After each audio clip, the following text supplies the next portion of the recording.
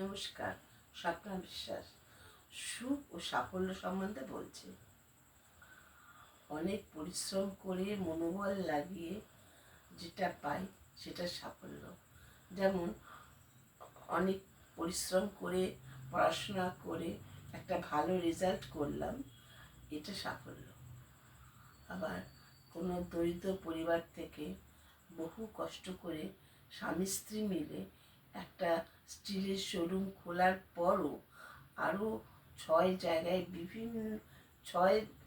বিভিন্ন জায়গায় আরও 6টা শোরুম খুলতে পারা একটা বিরাট সাফল্য।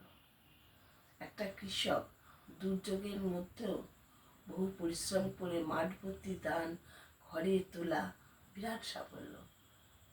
এবার সুখ বলছি, একটা কালার টিভি ঘরে আনতে পারা, এই শখ মেটানো হচ্ছে সুখ।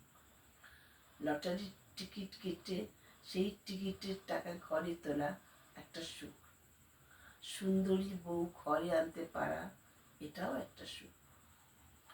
সুখ চেষ্টা করলে সহজে পাওয়া যায়, কিন্তু সাফল্য পেতে গেলে অনেক পরিশ্রম করতে হয়।